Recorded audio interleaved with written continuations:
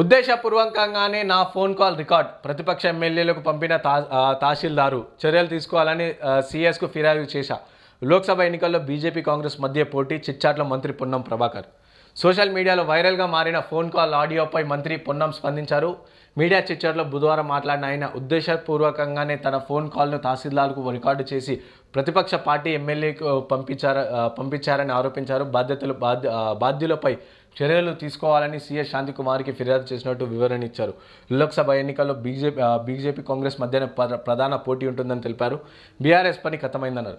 అవుసారి BRS పని అయితే కంప్లీట్గా ఖతమైంది. ఎందుకంటే ఇటు చూసుకుంటే పక్కనే సర్వేలు కూడా వేసుకుని పెద్దసారి ఎవరైతే కేసీఆర్ ఉన్నారో ఫామ్ హౌస్ సారు, సో ఈసారి సర్వేలు కూడా చేసుకుంటారు. ఈసారి కాకుండా ఎంపీ ఎవరైతే ఉన్నారో సో వాళ్ళు కూడా వాళ్ళ సర్వేలు అనేది చేసుకురు. అయినా సరే వాళ్ళ నెగిటివ్ వచ్చింది. సో మీరు అన్నట్టుగానే ప్రధానంగా చూసుకుంటే ఇటు బీజేపీ కానీ ఇటు కాంగ్రెస్ కానీ ఈ రెండు మధ్యలోనే పోటీ ఉంది.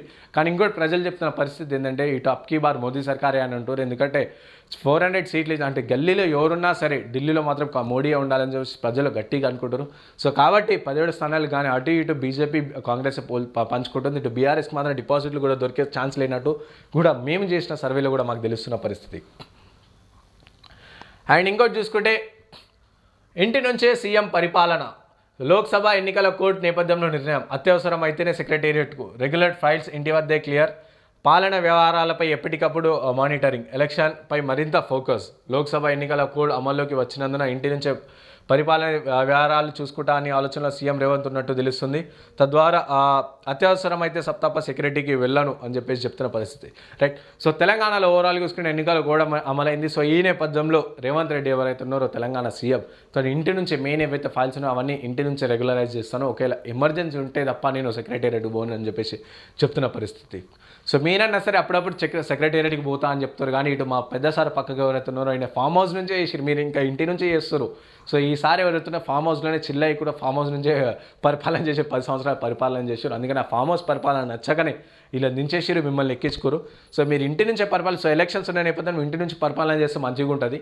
కానీ ఎలక్షన్లు అయిపోయినాక కూడా నేను ఇంటికాడ నుంచే చేస్తా అంటే మీకు కూడా గడ్డు కాలం వస్తుందని చెప్పేసి ఒక టాక్ కూడా నడుస్తున్న పరిస్థితి.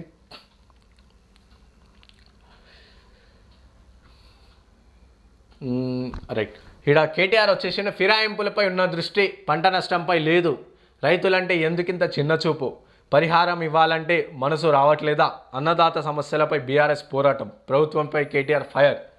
సో ప్రభుత్వ పార్టీ ఫిరాయింపులపై ఉన్న దృష్టి పంట నష్టంపై లేదా అని చెప్పేసి బీఆర్ఎస్ కేటీఆర్ అని చెప్తున్న పరిస్థితి. ప్రజాపాలన అంటే 24/7 భక్తు రాజకీయమైన పంటలో ఎండిపోతున్నా పట్టించుకోవడం లేదు. నేడు వడగండ్లు ముంచెత్తిన కన్నెత్తి చూడట్లేదు. సీట్లు ఓట్లు పంచాయతీ తప్ప అన్నదాతల ఆత్మహత్య చూసుకుంటారా ఆదుకోరా అంటూ సీరియస్ అయ్యారు. వావ్. సో సార్ ఏం చెప్తారంటే ఒక్క నిమిషం ఫోన్ వస్తుంది. రైట్. సో న్యూస్కి వచ్చేసాం. సారీ. సో సార్ ఏం చెప్తారంటే ఎప్పుడు కూడా రాజకీయం చేస్తారా, రైతులు పంట నష్టపోతారు, సో దీనికి సంబంధించి పరిహారం ఇవ్వరా అని చెప్పేసి నేను చెప్తున్న పరిస్థితి ఏదైతే ఉందో. సో మీరేం చేసి సార్ 10 సంవత్సరాలు మీరు పాలనలో ఉన్నప్పుడు సో ఏ రోజైనా రైతుల్ని పట్టించుకోరా? రైతుల దగ్గరకు పోయి చూసిన పరిస్థితి ఉందా? ఇప్పుడైనా సరే ఇటు తుమ్మల కానీ కోమటిరెడ్డి కానీ ఎవరో ఒకరు రైతుల దగ్గర పోతున్నారు, వాళ్ళకి ఇస్తామని చెప్పేసి తుమ్మల కూడా నిన్ననే ప్రకటించారు. సో రైతులకు ఏదైతే ఉందో సో పంట నష్టం ఏదైతే ఉందో సో దానికి సంబంధించిన నివేదిక తెప్పించుకోవడం, దీన్ని తెప్పించుకున్నాక ఓకే అయితే మేము 10,000 కూడా ఇస్తామని చెప్పారు. సో మీరు ఏ రోజైనా 10,000 ఇచ్చారా రైతులకి? ఎప్పుడు రాజకీయమైనా ఫస్ట్ మీ పార్టీలో ఉన్న నాయకుల్ని కాపాడుకోరు సారు.